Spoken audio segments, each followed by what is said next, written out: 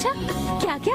जैसे हर महीने 100 यूनिट तक बिजली बिल फ्री, हर महीने 2000 यूनिट खेत के लिए भी बिजली फ्री, 25 लाख तक का चिरंजीवी बीमा और 10 लाख तक का दुर्घटना बीमा भी फ्री, हर महीने दाल, तेल, मसाले और राशन भी फ्री, पिताजी की पेंशन में बढ़ोतरी और हमारी गैया के लिए 40,000 तक का बीमा बिल्कुल फ्री। गहलोत साहब तो सच में खुशियों के लड्डू बांट रहे हैं। आज ही अपने नजदीकी महंगाई राहत कैंप जाएं और योजनाओं का लाभ लेने के लिए पंजीकरण कराएं। तो महंगाई राहत कैंप के जरिए लोगों को राहत पहुंचाने की कोशिश और इसी के तहत उज्ज्वला उपभोक्ताओं को मुख्यमंत्री अशोक गहलोत एक बड़ा तोहफा दे रहे हैं और लोगों के चेहरे पर निश्चित तौर पर मुस्कान है क्योंकि महज 500 रुपए में गैस सिलेंडर मिलने वाले हैं। कई परिवार इससे लाभान्वित होंगे और उनके खाते में सीधे पैसे ट्रांसफर किए जाएंगे। उन्हें किसी भी तरीके की किसी दिक्कत का सामना नहीं करना पड़ेगा। कुल 62 करोड़ रुपए लोगों के खाते में ट्रांसफर किए जाएंगे। जयपुर के इंटरनेशनल सेंटर में ये खास कार्यक्रम आयोजित किया गया है। आपसे अनुरोध, अपना उत्प्रेरण, अपना मार्गदर्शन हमें प्रदान।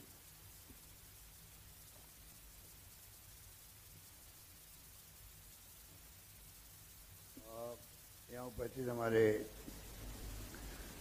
मंत्रिमंडल के साथी प्रताप सिंह खाचरियावास, महेश जोशी जी, ममता भूपेश जी, विधायक गोपाल मीणा जी, अमीन कागजी जी, रफी खान साहब, अमित चाचान,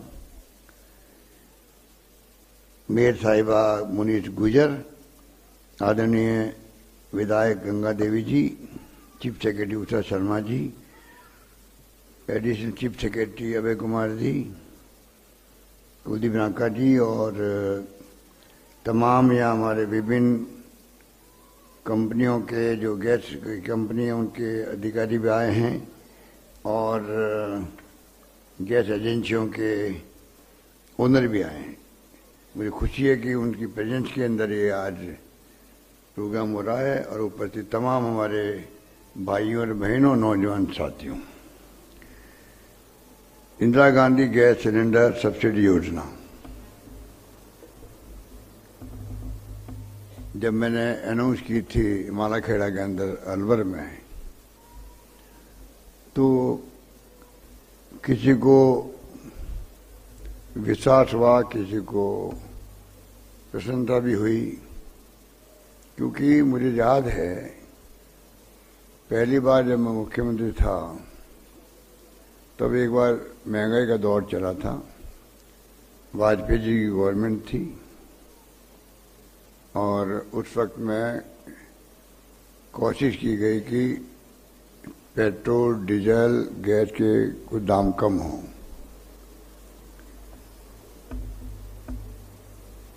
हमारे उस वक्त में कांग्रेस प्रेसिडेंट सोनिया गांधी जी थी, उन्होंने तमाम मुख्यमंत्री को पत्र लिखे जो कांग्रेस के थे कि आप सबको आगे आके महंगाई का दौर है, दरें कम करनी चाहिए। अधिकांश राज्यों ने पेट्रोल की कर दी, डीजल की कर दी और 25 रुपए का उन्होंने शायद कहा था, 25 से 50 में भूल गया हूं। वो मामूली 25 रुपए किसे कहते हैं, वो कम करने की बात थी। उसका ही भार आ रहा था कोई 100-125 करोड़ रुपए, वो मैंने घोषणा कर दी राजस्थान के अंदर। तो मेरे पास महाराष्ट्र के मुख्यमंत्री पृथ्वीराज चौहान के फोन आए कि हमारा मंत्रिमंडल के लोग तो स्वीकार कर नहीं रहे कि कैसे हम कर पाएंगे, बहुत बड़ा भार पड़ेगा हमारे ऊपर, तो पेट्रोल का कर देंगे, डीजल कर देंगे, गैस के नहीं करेंगे। अब आप सोच लीजिए कि राजस्थान सरकार हमेशा पब्लिक इंटरेस्ट के अंदर प्रोग्रेसिव रही है, इसलिए हमने उस जमाने में गैस के कम किए थे। इस बार सीधा 1140 रुपए से सिर्फ 500 रुपए कर देना बहुत बड़ी बात है, बहुत बड़ी बात है। स्कीम भारत सरकार की, ये उज्ज्वला योजना प्रधानमंत्री मोदी जी की है, उन्होंने शुरू करी है कि जो गरीब लोग हैं उनके लिए उज्ज्वला योजना चालू करी। पर 400 रुपये गैस सिलेंडर बढ़ते बढ़ते बढ़ते बढ़ते 1140 का हो गया। तो आप बताइए इतना महंगा सिलेंडर वो गरीब परिवार कैसे खरीद सकते हैं? स्कीम उनकी है। यही फर्क है बीजेपी के अंदर कांग्रेस के अंदर। हम उन्हीं स्कीमों को बंद नहीं करते हैं। ये उदाहरण है उज्ज्वला का, तो उनकी स्कीम को हम सपोर्ट कर रहे हैं, और वो जब सरकार में आते हैं तो हमारी रिफाइनरी बंद कर दी। रिफाइनरी आजादी के बाद सबसे बड़ा इन्वेस्टमेंट आ रहा है राजस्थान के अंदर। उसको 5 साल बंद रखा, वो 38,000 करोड़ की प्रोजेक्ट थी, आज वो जो है 72,000 करोड़ की प्रोजेक्ट बन गई। बताइए आप कितना बड़ा नुकसान हुआ जनता को। काम कोई रुकना नहीं चाहिए। वसुंधरा जी ने शुरू करी ERCP, 13 जिले की योजना है पीने के पानी की। उसमें जयपुर भी आता है, अजमेर भी आता है, करौली, माधोपुर, भरतपुर, अलवर, माधव टोंक सब आते हैं उसके अंदर। उनकी योजना है, सरकार बदल गई, राष्ट्रीय परियोजना घोषित करने की मांग चलती रही। उस जमाने से प्रधानमंत्री मोदी जी ने खुद ने वादे किए जयपुर में, अजमेर में, कि मैं इसको सकारात्मक दृष्टिकोण देखूंगा। 15-13 जिलों के नाम बोले वो खुद, क्योंकि चुनाव आ रहे थे। अब आप बताइए, अभी प्रधानमंत्री जी आए अजमेर में, मुझे उम्मीद थी कि वो घोषणा करेंगे, नहीं करी। राष्ट्रीय परियोजना बन जाती है तो 2-3 साल में काम पूरा हो सकता है, जनता को लाभ मिल सकता है, पीने के पानी मिल सकता है। हम लोगों ने 13,000 करोड़ रुपये फिर भी रखे हैं, योजना को बंद नहीं कर रहे हैं, आगे बढ़ा रहे हैं। ये बात मैं इसलिए कह रहा हूं कि कभी काम रुकने नहीं चाहिए, कभी काम रुकने नहीं चाहिए। लोकतंत्र है, चुनाव में कोई जीतता है, माई बाप तो आप लोग बैठे हो, पूरे प्रदेश की जनता सुन रही है। लोकतंत्र में माई बाप वो है लोकतंत्र के, जिनको चाहते हैं वो सत्ता सौंपते हैं। और ये 75 साल हो गए देश को आजादी के, हम सौभाग्यशाली हैं कि यहाँ वोटों का राज कायम रहा, इसलिए महिलाओं का, गरीबों का मान सम्मान कायम है। अगर वोटों के मालिक आप नहीं हो, एक वोटों के धनी नहीं हो, तो जनता को कौन पूछे? ये है लोकतंत्र, जिसमें बड़े से बड़े प्रधानमंत्री, मंत्री, MLA, MP, सरपंच को जाके बूढ़े लोगों के पैरों में हाथ लगाना पड़ता, गरीबों के भी आशीर्वाद मांगना पड़ता। ये खासियत हमारी। मुझे खुशी है कि बचत रहा तो बजट को लेके ये जो कार्यक्रम हमने अनाउंस किए थे, बजट की थीम वही थी। राहुल गांधी की जो यात्रा थी, भारत जोड़ो यात्रा, भयंकर महंगाई, और ये योजना भी मैंने राहुल गांधी की यात्रा के दरमियान ही माला खेड़ा अलवर मैंने पब्लिक मीटिंग में घोषणा की है इसका भी, क्योंकि पूरी यात्रा मैंने देखा जो मिलने आ रहे थे राहुल गांधी से, सब कह रहे थे त्राई त्राई मची थी महंगाई की, बहुत महंगी, बेरोजगारी की। रोजगार हम दे रहे हैं लाखों लोगों को, 1.5 लाख से ज्यादा दे दिया, 1.5 लाख का प्रोसेस चला लगभग, और 1 लाख मैंने और घोषणा करी है। तो थीम मैंने वही रखी है, महंगाई, बेरोजगारी, और देश में प्यार, मोहब्बत, भाईचारा, सद्भावना रहे, नॉन वायलेंस हो देश के अंदर, ये उनकी थीम थी। चौथा पॉइंट था, गरीब और अमीर जो है उसके बीच में खाई बहुत बढ़ जाती है। गरीब रहता है, अमीर बढ़ता ही जाता है, अमीर बढ़ता ही जाता है। ये नहीं होना चाहिए, उनकी थीम थी। चारों पॉइंट को लेके मेरा बजट पेश किया मैंने, तो मुझे खुशी है 10 स्कीमों का महंगाई राहत शिविरों में करीब 40-50 में जा चुका हूं। करीब 4-5 जिले बाकी रहे होंगे, पूरी राजस्थान घूम चुका हूं मैं। आज ही मैं आया हूं तो बाड़मेर, सांचौर, जालोर, पाली, जोधपुर जाके आया हूं। तो आप सोच सकते हैं कि सब जगह महंगाई राहत शिविरों में जो उत्साह है लोगों के अंदर, बूढ़े औरतें आदमी आते हैं, कोई पेंशन को लेकर खुश हैं, कोई गैस सिलेंडर को लेकर खुश हैं, 100 यूनिट बिजली, 2000 यूनिट बिजली, नरेगा का 125 दिन। शहरों में नरेगा कहीं नहीं देश के अंदर, इक्का दुक्का जगह होगा। यहां इंदिरा गांधी के नाम से उसको भी किया गया। आज विश्व पर्यावरण दिवस भी है। ये मौका है, इसका लिंक है गैस कनेक्शन से, गैस एलपीजी से। जितना धुआं उड़ता है, ये धुआं बहुत खतरनाक है। ये आप बहनों माताओं, आपके लिए है ही खतरनाक, पर दुनिया के लिए खतरनाक है, देश के लिए खतरनाक है, क्योंकि इससे जो धुआं निकलता है वायुमंडल में, उससे पर्यावरण बिगड़ता है। आज जो बिना मौसम की बरसात आती है, ओलावृष्टि होती है, अंदर चलते हैं, लोग मर गए, 8-10 लोग तो मर गए, पेड़ गिर जाते हैं। ये पूरी दुनिया में जो मौसम बदल रहा है, ये पर्यावरण बर्बाद होने से बिगड़ रहा है। पूरी दुनिया चिंतित है आज के जमाने के अंदर, जब पूरी दुनिया के प्रधानमंत्री और राष्ट्राध्यक्ष इकट्ठे होते हैं एक साल में एक बार रियो के अंदर, चिंता करते हैं ग्लोबल वार्मिंग हो रही है, दुनिया गर्म हो रही है। ये चिंता है दुनिया के मुल्कों में, ये विज्ञान की बात है। उसके अंदर पूरी दुनिया चिंतित है, ग्लोबल वार्मिंग होती जाएगी, पता नहीं दुनिया का क्या होगा। हर परिवार का कर्तव्य हम वृक्ष लगाएं, वातावरण को शुद्ध रखें। इसीलिए एलपीजी है, धुआं नहीं उठना चाहिए। और प्रधानमंत्री जी ने मान लो एक फैसला किया कि गरीब आदमी नहीं खरीद सकता है, अच्छी बात है, हमने सबने सहयोग किया उनका। आज वो आप कीमत बढ़ाते जा रहे हो अपना खजाना भरने के लिए। पेट्रोल के, डीजल के, गैस के जो दाम है ये क्यों बढ़ रहे हैं? अंतर्राष्ट्रीय दुनिया के मुल्कों से तेल आता है हमारे यहाँ, कच्चा तेल,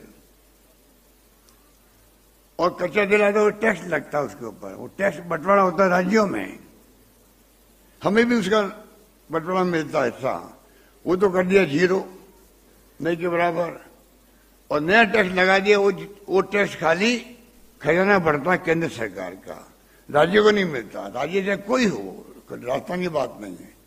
ये जो उनकी सोच है भारत सरकार की, मैं समझता हूं उचित नहीं है। उसी से उनका काम चल रहा है। हमें तो कहते हैं कि देश दिवालिया हो जाएगा राजस्थान की स्कीमों से। अरे देश दिवालिया नहीं हो जाएगा, भारतीय जनता पार्टी दिवालिया हो जाएगी। इसलिए कि जिस प्रकार उनकी सोच है वो दिवालियापन की सोच है। दिवालिया कोई पैसे से नहीं होता, सब पैसे से नहीं होते हैं।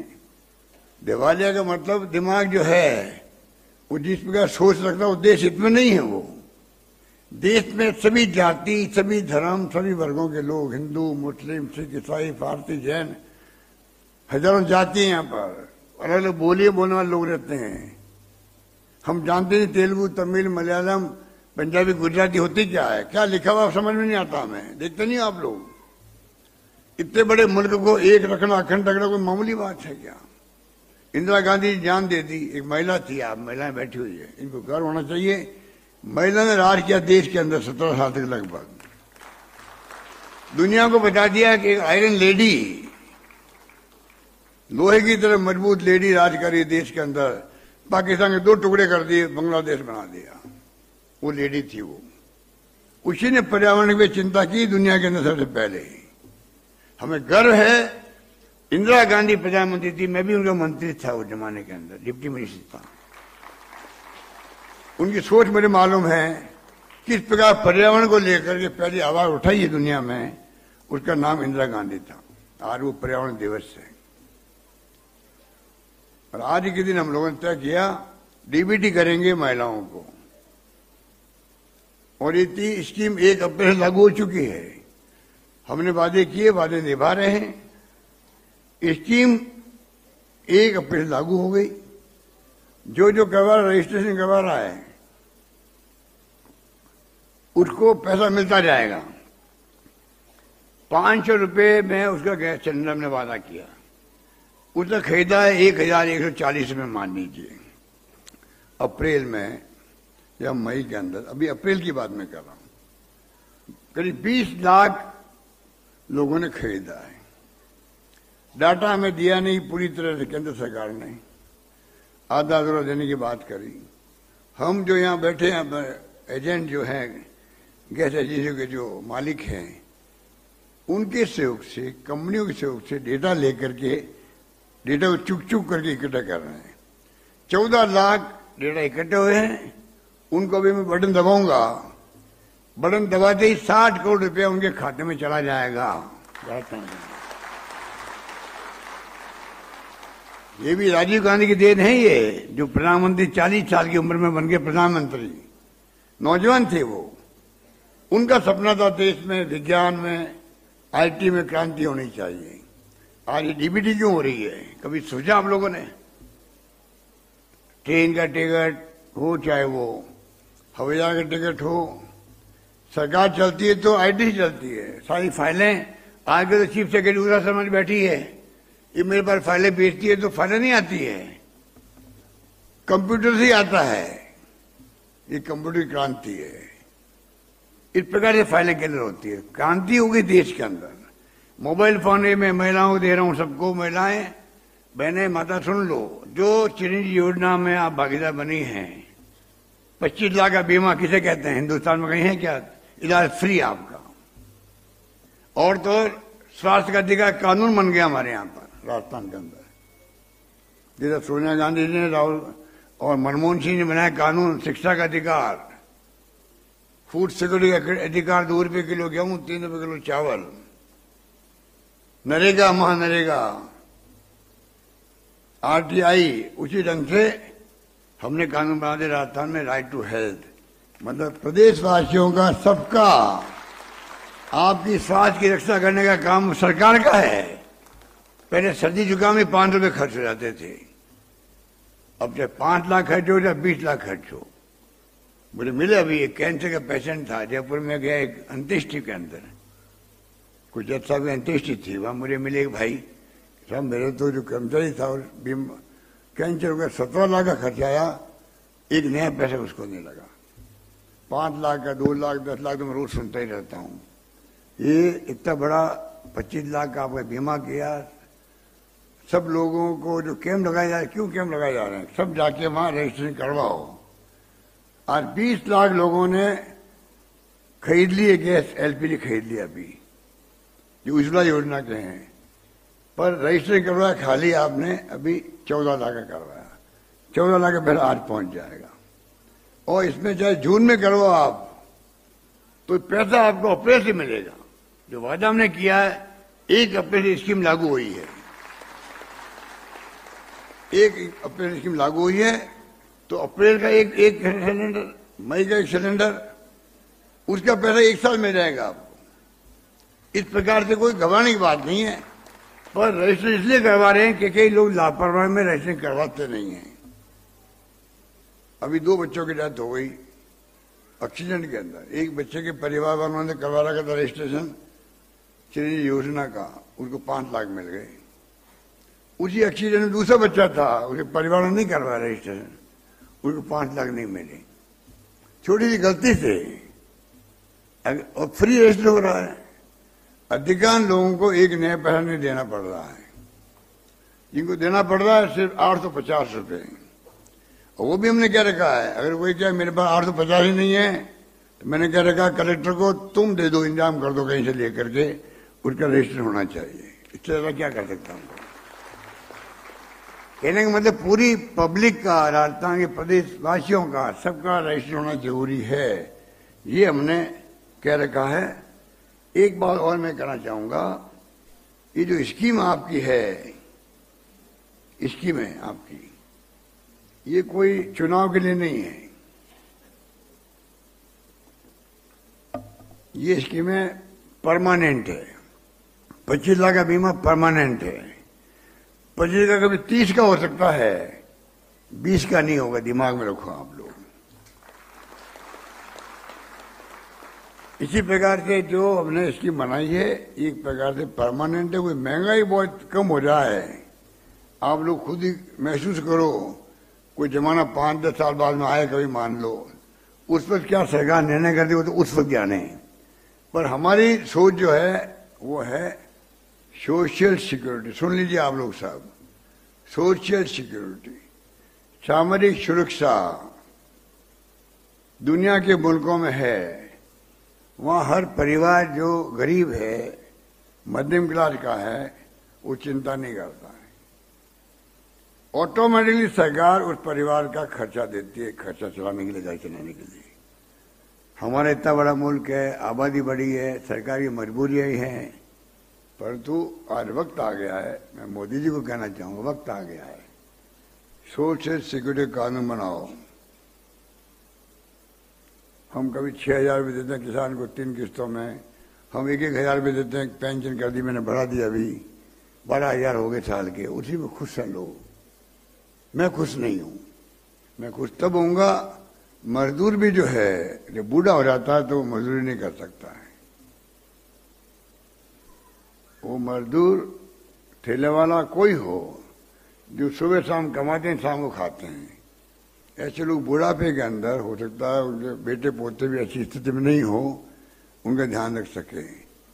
उस वक्त में भी उनको सिक्योरिटी हो सरकार की। कोई जरूरी नहीं कि सरकारी नौकरी है पेंशन मिलेगी, बिना सरकारी नौकरी भी उसको जितना जीवन चलाने के लिए पहले आवश्यक है, चाहे 2,000 है चाहे 5,000 है महीने के, उनको ऑटोमेटिकली सरकार देवे, ऐसा कानून पास हो देश के अंदर। कानून पास करने की बात कर रहा हूं मैं तो भारत सरकार को, कानून बनाओ ऐसा, कोई भेदभाव नहीं होगा देश के अंदर। अभी तो कोई 1,000 दे रहा है, कोई 500 दे रहा है, कोई राज्य 1,500 दे रहा है, सबको एक सा पैसा मिले देश के अंदर और सब सुखी रहे, उससे हैप्पीनेस इंडेक्स बढ़ेगा। हैप्पीनेस इंडेक्स का मतलब है घर में खुशी महसूस होती है हर परिवार में। अभी मिजोरम स्टेट है देश के अंदर, वो ऐसा राज्य है देश के अंदर नंबर 1 राज्य है जहां सब लोग खुश रहते हैं। हमारे यहाँ तो कोई खुश भी है, कोई दुखी भी है, कोई तकलीफ में भी है। तो सरकार को चाहिए खुशी की तरफ लोगों को बढ़वाए और तब मिलेगी, तब वो सिक्योरिटी मिलेगी। मैंने ओपीए लागू करनी क्यों करी थी?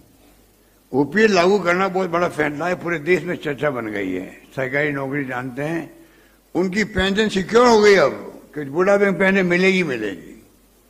नई पेंशन लागू करी, वो सिक्योरिटी नहीं थी उनकी, पता नहीं रिटायरमेंट के बाद में पेंशन कम मिलेगी ज्यादा मिलेगी, शेयर मार्केट तय करेगा। हमने आज इतना बड़ा फैसला किया, मानवीय दृष्टिकोण से किया है। आरजीएसएस दे दिया उनको, कर्मचारियों को भी, इलाज फ्री उनका भी। तो मैं कहना चाहूंगा आपको कि ये जो राइट टू हेल्थ का कानून पास हमने किया, भारत सरकार को चाहिए कि थोड़ा एग्जामिन करवाए। प्रधानमंत्री मोदी जी को मैं इस मुबारक मौके पर इस मंच से, क्योंकि पूरा राजस्थान सुन रहा है इसको, मैं कहना चाहूंगा आप कृपा करके प्रतिष्ठा का सवाल नहीं बनाए कि भाई जो एक बार आपने सोच लिया वही आप उसी पे कायम रहे। लोकतंत्र में जिद का कोई स्थान नहीं होता है। प्रधानमंत्री जिद्दी है, वो एक बार सोच लेते हैं, उसी में जिद्दी अड़े रहते हैं। लोकतंत्र में जो फीडबैक मिले जनता का, जनता क्या चाहती है उसके अकॉर्डिंग टू अपना आपको बदलाव करते रहो दिमाग के अंदर, ये होना चाहिए। मैंने कहा प्रधानमंत्री को, एक बार हम लोग साथ ही खाना खा रहे थे टेबल पर राष्ट्रपति भवन में, मैंने कहा प्रधानमंत्री जी, उसमें वहां हिमाचल के मुख्यमंत्री बैठे हुए थे, आसाम के मुख्यमंत्री थे, आंध्र प्रदेश के मुख्यमंत्री थे, जम्मू कश्मीर के लेफ्टिनेंट गवर्नर थे। तो हिमाचल के मुख्यमंत्री अब तो चुनाव हार गए बेचारे, उन्होंने ठीक सलाह दी थी प्रधानमंत्री जी, ये राजस्थान के मुख्यमंत्री ने जो फैसला किया है वो पीएल का हमें भी करने दो। प्रधानमंत्री का नो, ये फैसला नहीं, उचित नहीं है। मैंने कहा बीच में बोल के, मैं कहा प्रधानमंत्री जी आप जरा इसको एग्जाम तो करवा दो। नहीं, मैं मुख्यमंत्री साहब एग्जाम में करा चुका हूं। जिद पे अड़े रहे, जिद्दी है। आप देख लीजिए, जिद का काम है। सरकार चलेगी हिमाचल में, उनकी सरकार चलेगी कर्नाटक के अंदर, और सरकारें जाएगी एक के बाद एक। लोकतंत्र में जिद किसी का नहीं चलता है। लोकतंत्र में घमंड अहम किसी का नहीं चलता है। लोकतंत्र में झुक झुक के प्रणाम करना पड़ता है। लोकतंत्र में पब्लिक के सामने, पब्लिक माई बाप है, उनके सामने झुको, प्रणाम करो, पर हाथ लगाओ। एक वोट का धनी होता, मालिक होता वो। उस वोट से हम जीते थे, चुनाव जीते थे। ये जो भावना है ये बदलाव होना चाहिए प्रधानमंत्री जी के दिलो दिमाग के अंदर। मैं उनसे मांग करता हूं, तब जाके right to health, right to social security, ऐसे क्रांतिकारी एक्ट आएंगे देश के अंदर, पूरे देशवासियों को बड़ा होगा, ये मेरा मानना है। लंपी रोग हुआ, राजस्थान वो राज्य है सबसे पहले कहा एक गाय मरी है तो 40,000 रुपये हम देंगे उस परिवार को, 40,000 रुपये देंगे, और गायों का बीमा कर दिया आगे के लिए। 2 गायें एक परिवार में, गाय या भैंस जो भी है उनका बीमा होगा, प्रीमियम हम देंगे, प्रीमियम उनको नहीं भरना है, उनको खाली बीमा का फॉर्मेलिटी करनी है कैंप में आकर के, ये जो महंगे रात वाले कैंप में। 40,000 का मतलब है 2 गाय या भैंस मर गई बाय द वे 80,000 मिल जाएंगे, नई भैंस खरीद लेंगे, नई गाय खरीद लेंगे वो। इस प्रकार से हमने फैसला किया है। सुप्रीम कोर्ट ने कहा अभी 3 महीने पहले कि लंपी रोग में जो गाय मरी है उनको मुआवजा मिलना चाहिए, हम पहले ही कर चुके थे राजस्थान में। और जिसने पीए लगाई वहां सुप्रीम कोर्ट में पीए लगाई है, केस किया है, लंपी रोग में गायों वालों को मुआवजा दिलवाओ, उस संस्था ने भी तारीफ की राजस्थान की कि राजस्थान सरकार वो सरकार है जिसने पहले ही काम शुरू कर दिया है। और अगली आज तो हम लोग कर रहे हैं गैस सिलेंडर के लिए डीबीटी कर रहे हैं आपको 500 रुपये वाली। अगली जो मीटिंग होगी यहाँ पर या और कहीं होगी तो लंपी रोग के जो गाय मरी है 50,000 60,000 जो भी मरी है उन सबके खाते में 40-40 हजार रुपये जाएंगे कि खाते करने जाएंगे। तो ये मैं कह रहा था आपको कि कहना को तो बहुत सारी बातें हैं, पर मेरे ख्याल से काफी बातें मैंने कह दी है। ऐसे में तो मैं आप सबसे अपील करूंगा कि बहुत कैंप शानदार चल रहे हैं।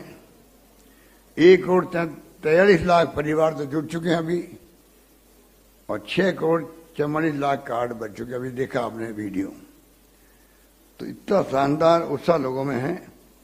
धीरे धीरे मैं समझता हूं कि हम चाहेंगे कि, और ये पैसा किसका है, ये जो आपको दे रहे हैं ये कोई हमारे कोई कमाया हुआ पैसा नहीं है कि मैं कमा रहा हूं या और कोई कमा रहा है, पब्लिक का पैसा ही है।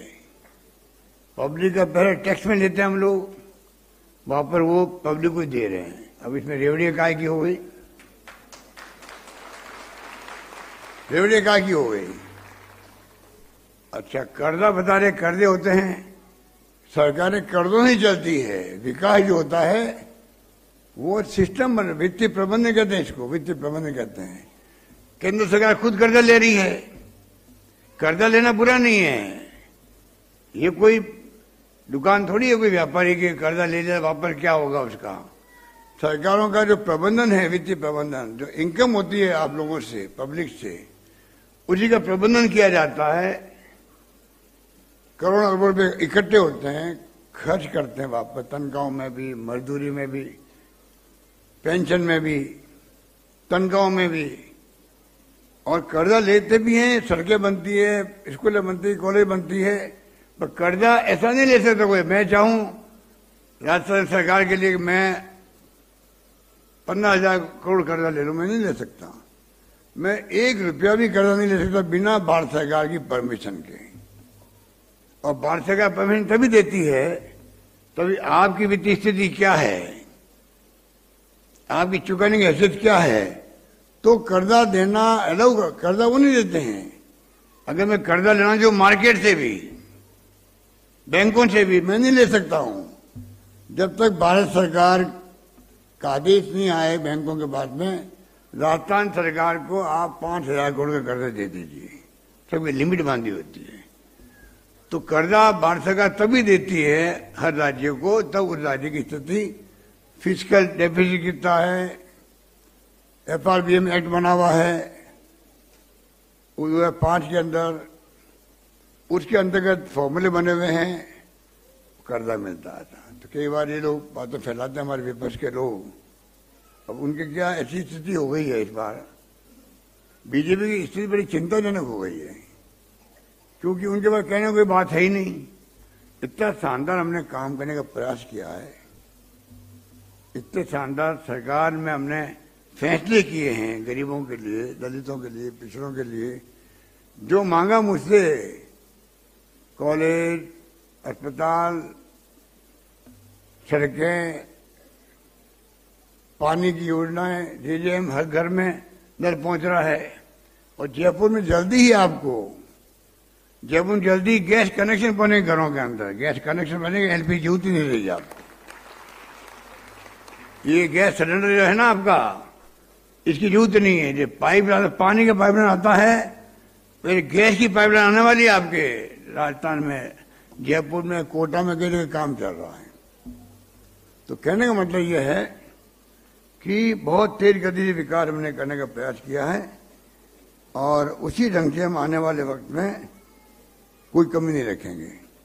इसलिए मैं आपको इस मुबारक मौके पर सबको बधाई देता हूं, पूरे प्रदेशवासियों को। और एक के बाद एक योजनाओं का लाभ जो है वो मिलता रहेगा, ये दिमाग में रखें आप। और उसी रूप में हम लोग, मैं समझता हूं कि फैसले लागू सब होंगे। जो फैसले हमने किए हैं, किसी को भ्रम नहीं होना चाहिए, खाली फैसले कागजों के अंदर है। 100 यूनिट बिजली का किया आपका फैसला, अभी बिल जो आ रहा आपका जून के अंदर, ये मई का बिल आएगा।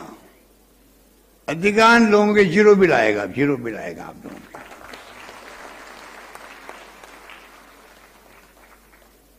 बहुत बहुत धन्यवाद, मुबारकबाद, धन्यवाद।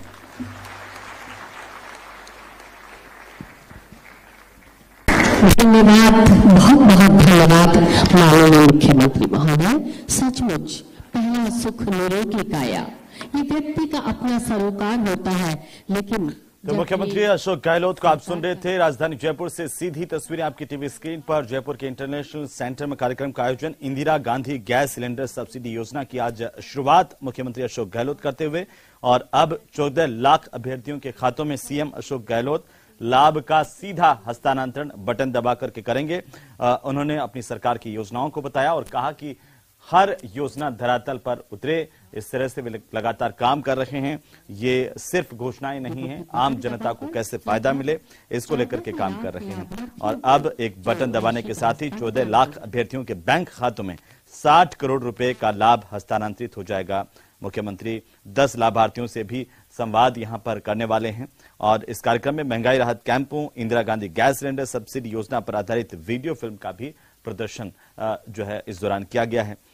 कार्यक्रम लगातार यहां पर जारी है। 22 लाख उपभोक्ताओं में अप्रैल में रिफिल बुक करवाया है और इससे महंगाई राहत कैंप में जो पंजीयन करवा चुके हैं 14 लाख उपभोक्ता, उनके खाते में आज अब कुछ ही देर में